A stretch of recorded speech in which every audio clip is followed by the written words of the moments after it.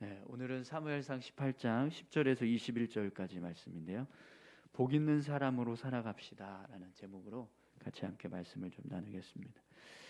오늘 본문 말씀을 보면 다윗을 미워하는 사울의 마음이 시간이 지날수록 더 강해지는 것을 보게 됩니다.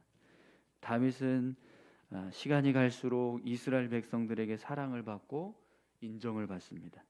그런데 그렇게 될수록 사울은 다윗을 더 시기하고 미워합니다. 오늘 본문 말씀은 그 모습을 고스란히 기록하고 있는데요.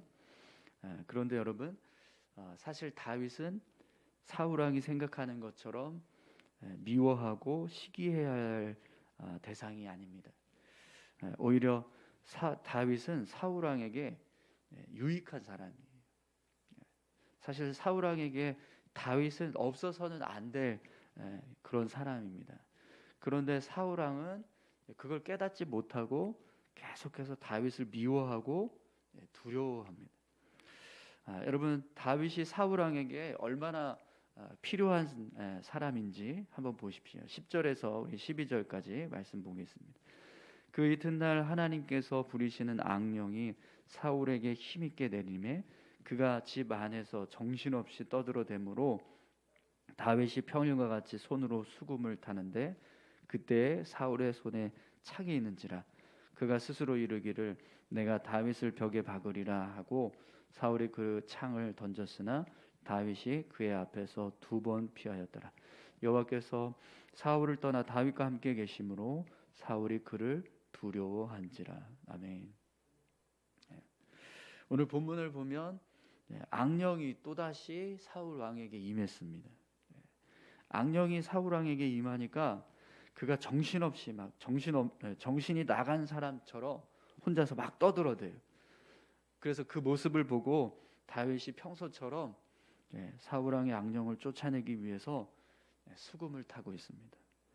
다윗이 수금을 타면 사울의 임했던 악령이 쫓아나가는 그런 일들이 계속 있었기 때문에 오늘도 그렇게 다윗이 수금을 연주한 거죠. 그런데 사울 왕이요, 다윗을 향해서 어떻게 합니까? 다윗을 죽이려고 합니다. 창을 2번 던지는데요. 다윗이 그 창을 피하고 목숨을 건지게 됩니다. 하나님께서 다윗을 지켜주시니까 다윗이 이런 위험 속에서도 그가 살아나게 되는 그런 모습들을 보게 되는 거죠. 여러분, 분명히 다윗은 사울 왕에게 도움을 주는 사람이에요. 악령이 임했을 때 수금을 타서 악령을 쫓아내주는 그런 귀한 일을 하고 있었습니다. 하지만 사울은요, 다윗의 도움을 깨닫지 못하고 그가 나에게 도움을 주는 사람이 아니라 계속해서 두려운 사람이다, 이렇게만 생각을 합니다. 하나님께서 다윗과 함께 하고 있으니까 사울 왕은 그냥 그 자체가 두려운 거예요. 자신에게는 하나님이 함께 하시지 않는데 다윗에게는 하나님께서 함께 하고 계시니까 그것이 자꾸 견제의 대상이 되고 또 시기의 대상이 되는 그런 상황이 벌어지게 되는 거죠. 그래서 여러분, 오늘 본문 말씀을 보면 사울 왕이 어떤 일을 꾸미죠? 우리 13절 말씀 보겠습니다. 그러므로 사울이 그를 자기 곁에서 떠나게 하고 그를 천부장으로 삼음에 그가 백성 앞에 출입하며 결국에는요, 사울은 다윗을 곁에 두고 있었는데 이제 곁에 두지 않고 천부장으로 세워서 백성들을 감독하게 합니다. 여러분, 자신에게 필요한 사람을 미워하니까요, 결국 어떤 일이 벌어지죠? 받을 수 있는 도움을 받지 못하게 되는 거예요. 사실 다윗은 천부장으로 백성을 감독하는 역할을 하는 것보다 지금 사울에게 있어서 다윗이 필요한 이유는 수금을 연주해주는 사람입니다. 악령을 쫓아내주기 위해서 수금을 연주해주고 있는 사람의 역할을 감당하는 게 사울에게는 더 필요했어요. 왜냐하면 천부장으로 세울 수 있는 사람들은 많아요. 굳이 다윗을 천부장으로 세우면서까지 백성들을 감독하게 할 이유는 없다라는 거죠. 예. 그런데 다윗을 미워하니까 그런 도움을 받지 못하고요. 오히려 다윗을 지금 다른 곳에 쓰고 있는 겁니다. 물론 다윗이 천부장이 되어서 백성들을 관리한다고 했을 때 그 모습도 사울에게 유익이 될 겁니다. 하지만 그 유익보다 다윗이 사울왕 곁에서 악령이 임했을 때 수금을 연주하고 그 악령을 쫓아내주는 것이 사울에게는 더 큰 도움이 된다는 거예요. 그런데 그것을 얻지 못하고요, 다윗을 곁에 두지 않습니다. 두려운 나머지, 그를 미워한 나머지, 결국 사울왕은요 다윗을 천부장으로 세우면서 어떤 일을 하고 있는 거예요? 자신에게 가장 필요한 도움을 지금 스스로 차버리는 거예요. 여러분, 나에게 유익을 주고요, 도움을 주는 사람들이 있으면 그 사람을 잘 대해 주세요. 그들이 내게 베풀고 있는 어떤 선한 일에 대해서 감사하고 귀하게 여기는 마음을 가지시기 바랍니다. 그래야 그들의 도움이요 지속될 수 있습니다. 지금은 나에게 선을 베풀고 나를 선대하고 있다고 해서 그들이 늘 그렇게 할 거라고 생각하지 마십시오. 나도 그 사람에게 고마워하는 마음을 갖고 선한 모습으로 그를 대해줘야지만 그 관계가 계속해서 지속될 수 있습니다. 근데 그걸 생각하지 않고 나를 계속 도움을 주고 있는데도 불구하고 그런 도움 주는 사람을 막 미워하고 계속해서 견제하는 그런 마음을 우리가 품는다면 우리 주변에는요 도움 주는 사람 아무도 없습니다. 다 떠나가게 될 거예요. 여러분, 주변에 있는 선한 이웃들을 축복하시기 바랍니다. 그러면 여러분들의 삶에도요 더 큰 은혜가 임하게 될 줄 믿습니다. 그런데 사울 왕은요 계속해서 다윗을 미워하고 또 그를 견제합니다. 그래서 사울 왕의 미움은 계속 커지는데, 그런데 반대로요 어떤 일이 일어나죠? 다윗은 계속해서 백성들에게 사랑을 받아요. 여러분 14절에서 16절까지 말씀 보겠습니다. 다윗이 그의 모든 일을 지혜롭게 행하니라. 여호와께서 그와 함께 계시니라. 사울은 다윗이 크게 지혜롭게 행함을 보고 그를 두려워하였으나 온 이스라엘과 유다는 다윗을 사랑하였으니 그가 자기들 앞에 출입하기 때문이었더라. 아멘. 사울은요 다윗이 잘 되는 걸 볼 때 기쁘고 즐거운 것이 아니라 더 두려워합니다. 그러나 온 이스라엘 백성들과 유다 사람들은 다윗을 더 사랑하고 더 인정해 주었습니다. 점점 백성들로부터는 신망을 얻고 있고 인기를 얻는 거죠, 다윗이. 그러나 그 모습이 사울 왕에게는요 더 기쁘지 않습니다. 계속해서 더 두려워하고 더 미워하는 마음을 품게 되는 거예요. 그래서 이번에는요 사울 왕이 자신의 딸을 이용하려고 합니다. 여러분 17절에서 19절까지 말씀을 한번 보시죠. 사울이 다윗에게 이르되 내 맏딸 메랍을 내게 아내로 주리니 오직 너는 나를 위하여 용기를 내어 여호와의 싸움을 싸우라 하니, 이는 그가 생각하기를 내 손을 그에게 대지 않고 블레셋 사람들의 손을 그에게 대게 하리라 함이라. 다윗이 사울에게 이르되 내가 누구며 이스라엘 중에 내 친속이나 내 아버지의 집이 무엇이기에 내가 왕의 사위가 되리이까 하였더니 사울의 딸 메랍을 다윗에게 줄 시기에 무올라 사람 아드리에게 아내로 주었더라. 아멘. 사울이요 첫째 딸인 메랍을 다윗에게 아내로 주겠다라고 그렇게 말을 합니다. 그런데 사실은 다윗에게 이 첫 딸을 주려고 하는 그런 마음은 전혀 없었어요. 단지 사울 왕이 품었던 생각은요 다윗을 전쟁터에 내몰아서 어떻게 해서든지 블레셋과 싸우다가 전사했으면 좋겠다, 이런 마음으로 이제 맏딸을 주겠다 이렇게 지금 꼬드기는 겁니다. 그러면서 너는 나를 위해서 여호와의 싸움을 싸우라 이렇게 지금 말하고 있습니다. 그런데 여러분, 사실 사울왕은요 이미 골리앗을 쓰러뜨린 사람에게 자기 딸을 아내로 주겠다 이렇게 약조했었어요. 그렇기 때문에 다윗은요 어떤 조건을 가지고 이 사울왕의 딸을 아내로 지금 맞이할 수 있는 그런 상황이 아니에요. 사실은 사울왕은요 다윗에게 무조건 딸을 줘야 되는 상황입니다. 그런데 그게 아니라 너는 내 대신 나가서 열심히 싸우라는 거예요. 그럼 내가 첫 딸을 내게 주겠다 이렇게 말을 합니다. 이 모습 또한 하나님이 보실 때는요 선하지 못한 모습입니다.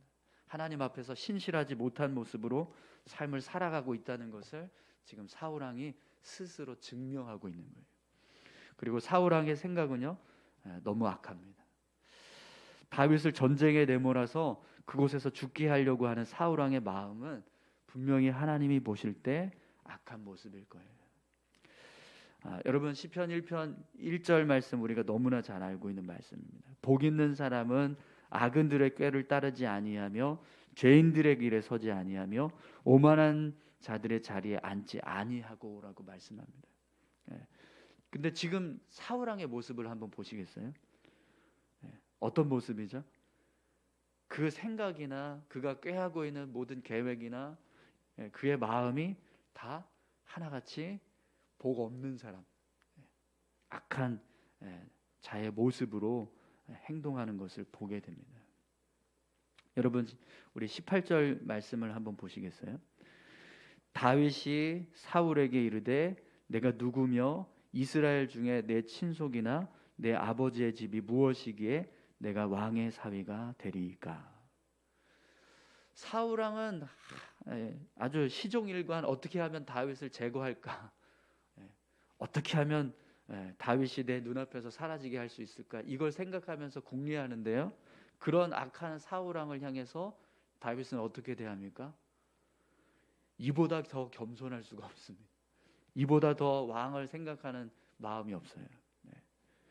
내가 누구이며 이스라엘 중에 내 친속이나 내 아버지의 집이 무엇이기에 내가 왕의 사위가 될 수 있겠습니까? 이렇게 이야기합니다. 여러분 사울왕 주변에 이만큼 겸손하고 사울왕을 생각할 수 있는 사람이 있을까요? 없을 겁니다. 여러분 이 모습만 보더라도 다윗은요 사울왕에게 가장 좀 필요한 그런 사람입니다. 분명히 다윗은 사울왕에게 유익한 사람이에요. 그런데 그런 유익한 사람을 사울왕은요 계속 미워하고 시기합니다. 여러분 오늘 저와 여러분들이 복 없는 자가 아니라 복 있는 자 되시기 바랍니다. 우리의 마음이요 악인들의 꾀를 따르지 아니하고 죄인들의 길에 서지 아니하고 오만한 자들의 자리에 앉지 아니하면 하나님께서 우리에게 복을 허락해 주실 줄 믿습니다. 사울왕의 신하들 중에서 이 정도로 왕을 생각하고 또 높여주는 사람은 없을 거예요.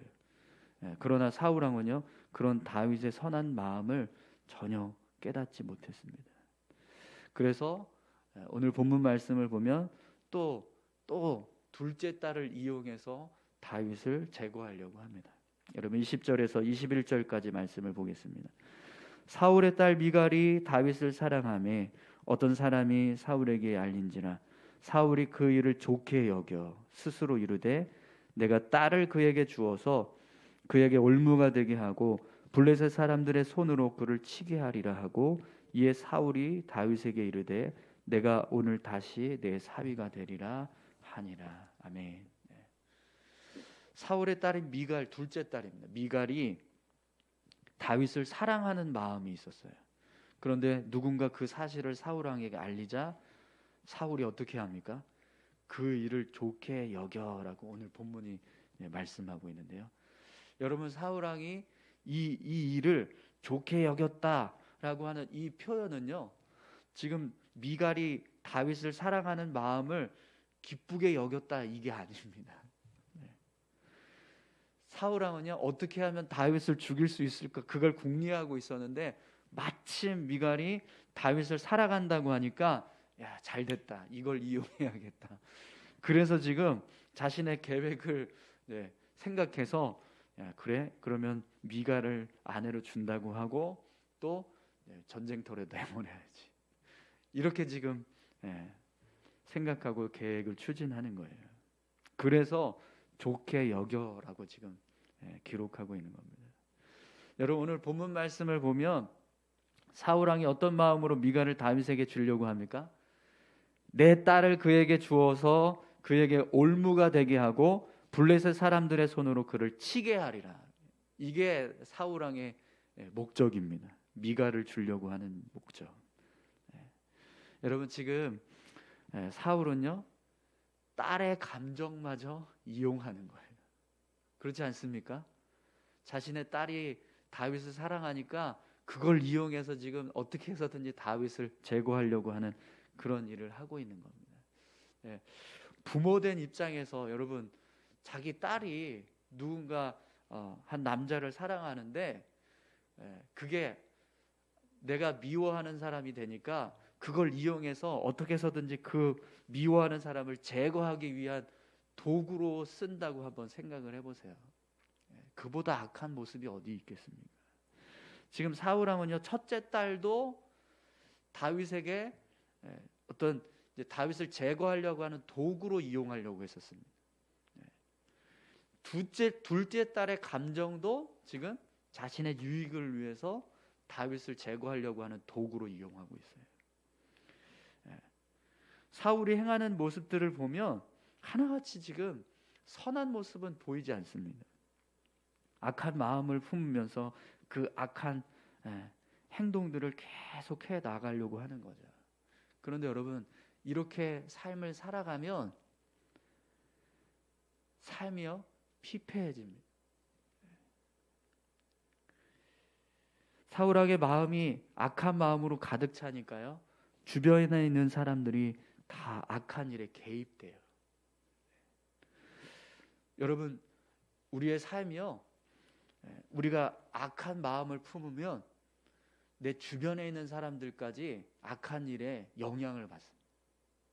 나 때문에 내가 악하면 내가 악한 그 마음을 품고 살아가면 그것 때문에 내 주변에 있는 사람들까지 악해진다는 거예요. 여러분 오늘 저와 여러분들이 선한 마음을 품을 수 있기를 소망합니다. 그래야 우리의 삶에 내 주변에 있는 사람들도 그 영향을 받아서 선한 삶을 살 수 있습니다. 이렇게 되니까요 결국에는 주변의 사람들이 다 떠나갑니다. 사울 왕을 향한 마음들이 다 돌아가요. 등을 지게 되고 나중에 19장에 가면 사울이 다윗을 죽이려고 하니까 미갈이 어떻게 하죠? 창문에다가 매달아서 이렇게 도망치도록 그를 피신시켜 줍니다. 아무리 아버지라도 더 이상 이제 아버지의 뜻대로 살지 않겠다는 거예요. 사랑하는 성도 여러분, 복 있는 사람은요 선한 마음을 품고 살아갑니다. 복 있는 사람은 주변에 있는 사람들에게 선한 일을 도모하는 사람. 그런데 그럴 때 우리의 삶은요 더욱더 풍성해지고 하나님의 은혜로 채워지게 될 줄 믿습니다. 오늘 저와 여러분들의 삶이요 그렇게 복 있는 사람, 복을 누리는 사람 되시기를 축원합니다. 할렐루야. 싫으세요? 네. 사울 왕처럼 계속해서 미워하고 시기하고 계속해서 자기 주변에 있는 선한 사람을 계속 미워하기만 하면 사람들이 다 떠나가요. 언젠가는요 그 선한 사람들조차도 나에게 선한 일을 하지 않는 일들이 일어납니다. 우리의 삶이 그런 삶이 되지 않기를 소망합니다. 정말 나에게 유익이 되고 선을 행하고 있는 사람들을 잘 대해 주십시오. 그러면 그 사람들이요 나의 삶을 풍성하게 해주는 그런 선한 도구들이 되게 될 줄 믿습니다. 우리 같이 함께 기도하실까요? 다윗을 미워하는 사울 왕의 모습, 그 모습은 분명히 하나님이 기뻐하시는 모습이 아닙니다. 여러분 오늘 우리의 삶이 사울 왕처럼 그렇게 누군가를 끊임없이 미워하고 또 악한 마음을 품고 그렇게 살아가는 것이 아니라 오늘 다윗의 모습처럼 아무리 자신을 향해서 악한 일을 행하고 또 그를 미워하는 일을 행해도 어떻게 해서든지 선대하고 선한 마음을 품으려고 하는 그런 귀한 모습처럼 우리가 삶을 다윗과 같은 삶을 살아갈 수 있게 해달라고, 그것이 복 있는 사람의 모습인 줄 믿습니다. 우리가 복 있는 사람으로 삶을 살아갈 수 있게 해달라고 우리 다 같이 함께 기도하시겠습니다. 하나님 아버지 감사합니다. 오늘 우리의 삶이 하나님 앞에서 복 있는 사람 되기를 소망합니다. 복 있는 사람은 악인